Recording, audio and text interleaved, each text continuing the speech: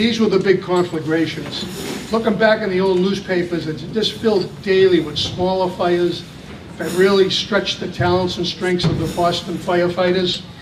But the force was built up after these fires. Each one seemed to lend itself to further improvements in the force. This photograph is the Blacker and Shepard fire over on Albany Street in the South End back in 1910. This one destroyed the fire department shops, and it threatened the fire headquarters building. Fortunately, when they built that headquarters in the South End, right in the heart of the lumber district, they were wise enough to put outside sprinklers on the building. Another shot is showing some of the old steam apparatus. This, I believe, was the Thanksgiving Day fire in 1889, when walls collapsed, killing 4 members and destroying some of the fire apparatus. Here's a good shot of one of the old wagons. I believe this is also the Blacker Shepard in 1910. While this fire was in progress, another serious fire broke out down on High Street in downtown Boston. That required mutual aid companies to come in, and it was quite a struggle down there to keep that fire from escalating into a major fire. This shot I put in, I really like it. It's looking in on the waterfront. Just shows you some of the hazards they had to deal with back then. I put 1920 down because the Custom House Tower was in place there. But if you look down Atlantic Avenue, you get a sense of those sheds along the waterfront and the buildings up through the business district, where there's manufacturing and all kinds of hazards that the firefighters had to face. If you look at those waterfront sheds, I'm sure you older members will remember quite a few of the fires, and they seem to burn one by one during the 50s and 60s in a truly spectacular fashion.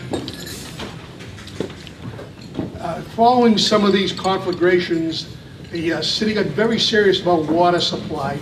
One of the things that was put in place was a saltwater fire main. And it ran from Central Wharf, where Engine 31, the fireboat, was tied up, and ran up through Central Street to Congress Street and the business districts. And this was a 12-inch main, and they had hydrants along the way. And they said that each one of these hydrants could pump as much as 5 steamers back then. And that's Chief Cheswell, the second fellow in from the left. And that is one of the, you can see a 4-way Siamese. I believe that's 3.5-inch hose feeding there. And this was to be supplied for really using heavy artillery because of the conflagration hazard. On the far right, I believe that's a member from the fire alarm office with telegraph wires that we use that they could connect to the fireboat to tell them when to start the pumps. That was the forerunner of the high-pressure fire system. Now, the chief of department 100 years ago was John A. Mullen, South Boston boy, went on the department in 1873 and rose through the ranks. That's him on the far left with the bouquets with Commissioner Cole. The reason for the bouquets are they are at Memorial Sunday and they are about to decorate the graves, a practice that is still carried on to this day. In the middle photo you see Chief Mullen with Superintendent Byington, who I think the man was a mechanical genius. He oversaw all the steam engines and the motorization of the department. Now, I usually don't read text off, but I was reading about Chief Mullen, and I'm going to read off a little piece about Chief Mullen and his career. He was certainly a tough guy, as I think they all were back in those days.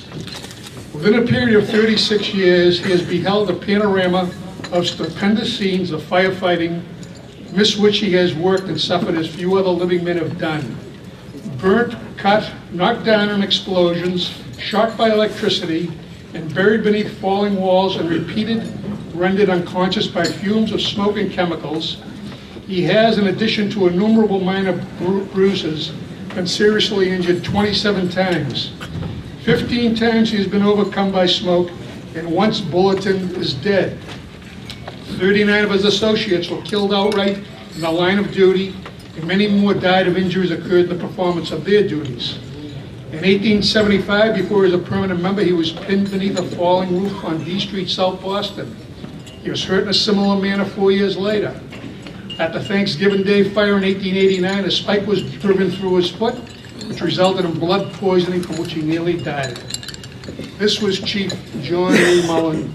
He certainly was a tough guy. He was recognized as one of the finest chiefs in the country.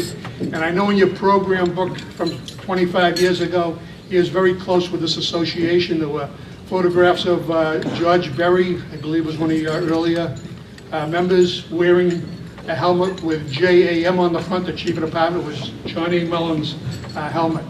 So he was certainly a recognized authority on firefighting. He was sought as for his expertise around the country. We're going to be looking tonight on converting from steam to motorization, and this is the picture of one of the early automobiles that the Boston Fire Department purchased. That's Commissioner Wells in the back seat, and that's Bob, his dog, between him and Chief Mullen. And I get that from Billy Noonan. Is that right, Frank? Frank hasn't given me the thumb down yet, so I'm doing okay. He's eating the ice cream. Oh, he's eating, that's what it is, okay. Waitress, get another ice cream over there. In the front with of the chief's car there is the manufacturer's representative and the driver, Cosgrove.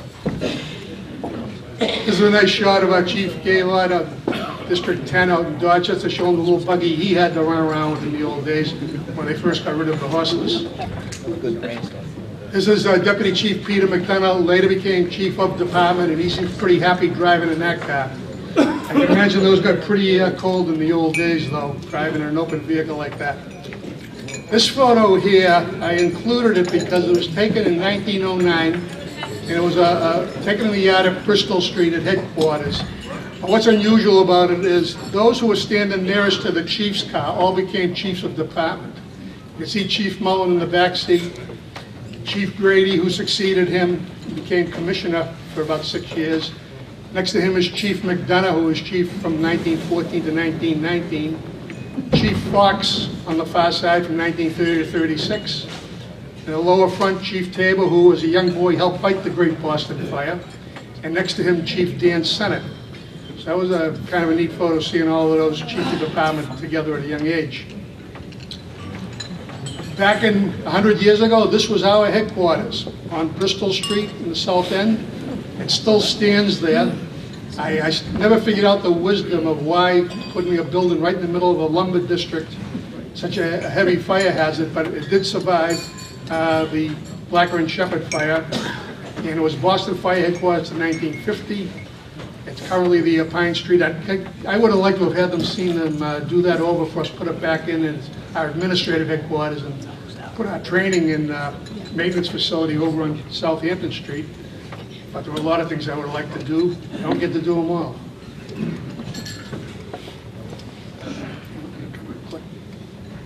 This is a shot of some of the recruits in the yard of Bristol Street. You can see some Pompier ladders behind them. They get the ropes, Pompier belts.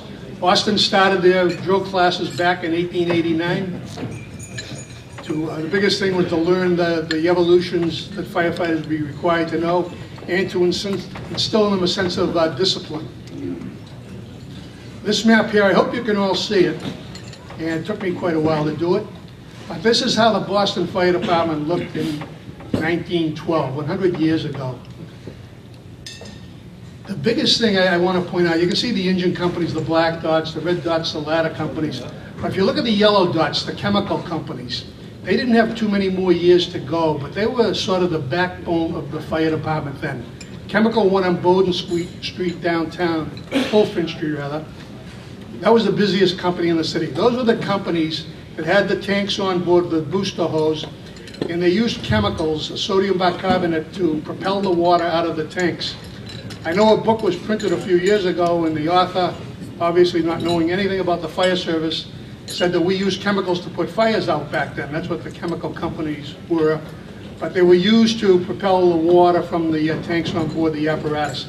These were displaced with the new motorized apparatus coming in the teens and up through the 20s, because they had the booster equipment with a pump that could be geared into the gasoline motor to provide the booster hose. Why these companies were so critical was because of the length of time it took to get a stream going from a steam engine with a hose reel or with the wagon coming in.